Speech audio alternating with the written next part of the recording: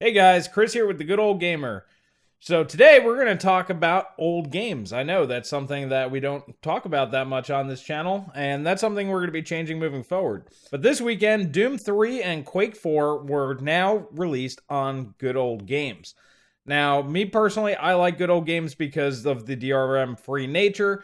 This means you don't have to go out and get original CDs, you don't have to worry about Steam not wanting to activate or any of that kind of stuff. So whenever games pop up on there that I enjoy, I will generally get them again, so this way I can just back them up myself, keep them on my own server, and never have any issues with them. When looking at Doom, though, I was looking over the user reviews, and it looks like a lot of people were upset that they released the BFG Edition, which is kind of like their ultimate final edition, Game of the Year edition, however you want to call it. And I was kind of curious why a lot of people were wanting the original OG, or vanilla Doom 3.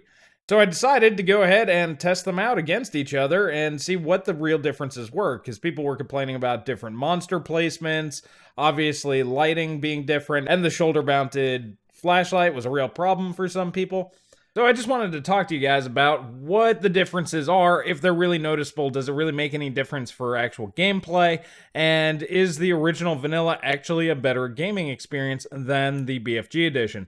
Now, going into this, I've played both many times. Obviously, I've played the BFG more recently because it's just easier to go ahead and get up and running. You don't have to worry about going into the config file and fixing issues with the textures and everything like that, because if you go into the original Doom 3, set it to ultra settings, it will still pop out at low. So you have to manually configure the settings, so this way it'll present itself in full ultra quality, and you also have to set up custom profile for widescreen gaming support. With the BFG edition, you don't really have to mess with any of that, so that's kind of neat and handy. So that does make things a little bit easier, and makes sense why that they would go ahead and use that particular version on Good Old Games, because it's just easier for people to get up and running. Now, tweaking config files really isn't that hard, but it's something that a lot of people and average users may not want to deal with. Right away, when you're comparing the two graphically, you can tell that, believe it or not, they both look really good still. Now, low polygon characters and character models aren't the best, but a lot of the lighting and texture work in both versions is still very good, even here 13 years later. As far as the visual presentation of both games, though, when you're comparing them, the BFG edition is obviously brighter. The lighting is more ambient, and to me, it's actually more realistic. In Doom 3, there are very harsh shadows because they went ahead and basically just drew lines and said, nope, that's pitch black. Meanwhile, there's a light source that should be bouncing off into it, so it doesn't look realistic. Now, Doom 3 BFG isn't exactly a modern marvel as far as lighting technology goes, but it does have a more ambient and more natural feel to it. So it actually feels more realistic, whereas the Doom 3, the original one's more stylistic. And that's really probably the best way to put it. They were going for super dark, super gritty, and by not having the shoulder-mounted flashlight, what that does is that actually slows down gameplay. And if we look at reviews from back then, back in 2004, that was actually one of the things that a lot of people griped on, was the fact that Doom 3, it just didn't feel right. It felt slower because it's not the same as Doom 1. It's not akin to Doom 2. And honestly, this is the reason why Doom 2016 ignored the Doom 3 model and went back to its roots. So by introducing the mechanic of having to bring up your flashlight and putting your gun down, that slowed down gameplay and that hindered the actual combat experience of the game. And original reviewers were wondering, why couldn't they just mount a flashlight to the gun? Why isn't it on his shoulder?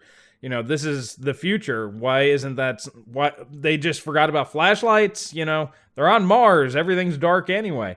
So this is the reason why they addressed that in the BFG edition, and it does allow for smoother combat transition, because you're not sitting there having to flash, you know, bust out your flashlight, make sure a corner is clear, or to find an enemy and then switch back to a gun and shoot into the darkness. This was a design change that id Software made, mostly due to the feedback of the community, and what I find interesting now is that the community wants to bring things back to the old school way of doing things, the original way. And it's kind of like you can't please everybody type of situation here. But overall, my experience playing both of them back to back, the gameplay experience is pretty much identical. Doom 3 BFG looks more natural as far as the lighting goes. It looks more realistic compared to the original Doom. However, the original Doom still looks and plays just fine. It's still great once you go ahead and get everything configured properly. But at the same time, I didn't really see any real difference when I was playing. While I was playing the game, everything seemed fine. There was only one part where I noticed that one, minor zombie was missing on the BFG edition versus the vanilla Doom. And that, to me, is just not that big of a deal. Just taking out one zombie in one particular area. Now, granted, that's the only one that I noticed. There may be more. I'm sure somebody has like a video going through every single missed monster in the entire game, but that's not something that I was going for. I was going for how do they compare look and feel next to each other. And in all honesty, I just couldn't really see too much of a difference.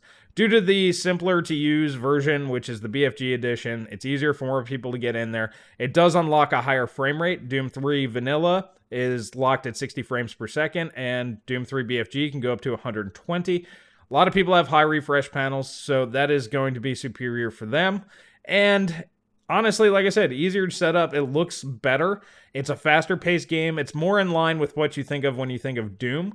Now, to me, it seems like the reviewers out there are maybe just purists, and that's okay. And I do think that Good Old Games should have both versions on there. Maybe sell them as a pack, charge $2 or $3 extra, and allow you to kind of pick and choose between them if you really are a purist that wants the original game.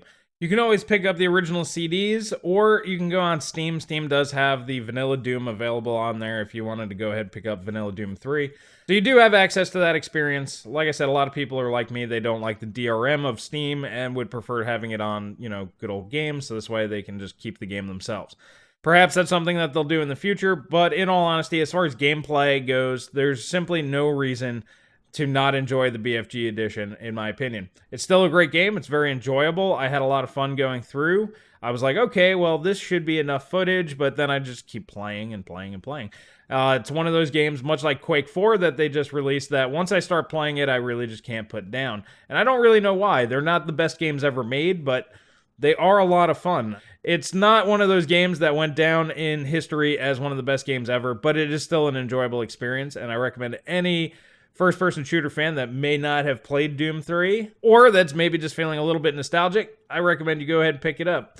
More games on Good Old Games is great for everybody. Like I said, DRM-free is definitely the way to be.